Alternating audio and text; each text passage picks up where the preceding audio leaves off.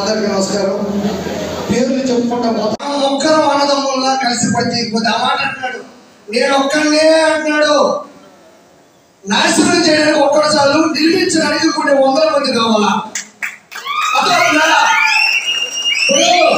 నాశనం చేయడానికి ఒక పౌండ్ ఇచ్చు, ఒక మనిషిని చంపడానికి ఒక బుల్లెట్ చాలు, కానీ తుపాకీని తయారు చేయడానికి కనిపెట్టడానికి కొన్ని వందల మంది శ్రమ కావాలా? దయచేసి మనము గుంపులుగా అందరం కూడా ఒక చోట నుండి మనస్ఫూర్తిగా అన్నదమ్ముల్లో పనిచేస్తే ఆ మహానుభావుని మనం గద్దె దించే అవకాశం ఉంది.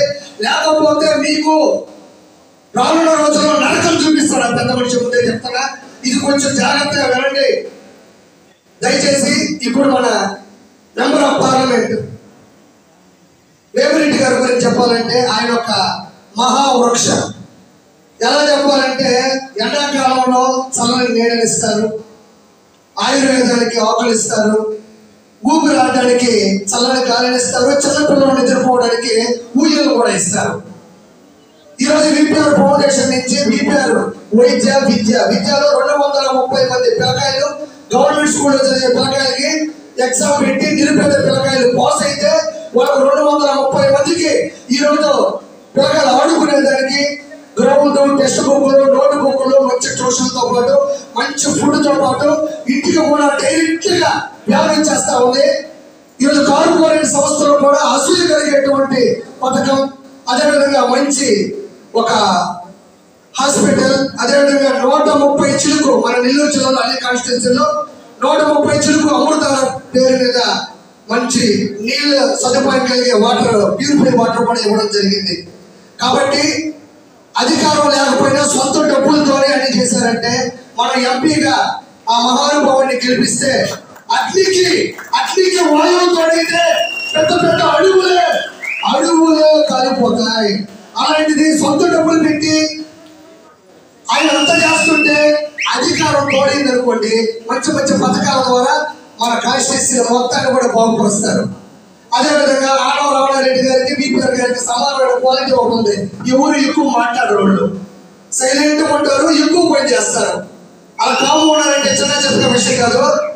కాబట్టి ఆడవ రామనారెడ్డి గారు కూడా కంపల్సరీ మనం ఆత్మకూరు నియోజకవర్గం నుంచి మంచి మెజారిటీతో గెలిపించి ఈ బీజేపీ, టీడీపీ, జనసేన ముగ్గురు అన్నదమ్ములవి. దయచేసి ఏమాత్రం చిన్న గొడవలు పెట్టుకోకుండా వెనక ముందు ఏదైనా చిన్న జరుగుతూ ఉంటాయి. వాళ్ళ మధ్యలో తూరి మన మీద గొడవలు పెడతా ఉంటారు.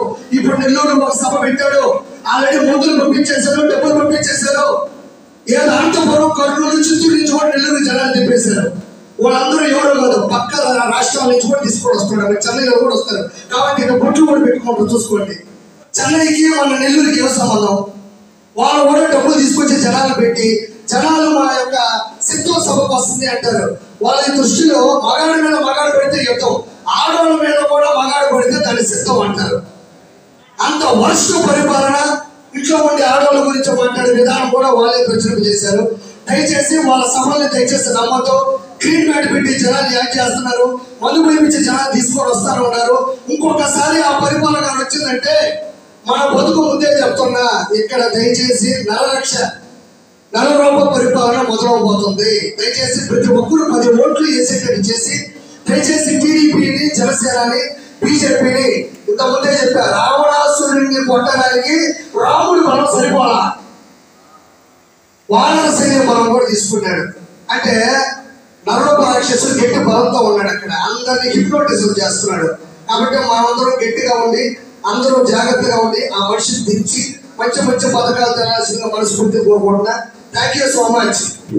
మరిన్ని వీడియోస్ కోసం ఛానల్ ని సబ్స్క్రైబ్ చేయండి, లేటెస్ట్ అప్డేట్స్ కోసం వాట్సాప్ ఛానల్ ని ఫాలో చేయండి, అండ్ లింక్ డిస్క్రిప్షన్ లో ఉంది.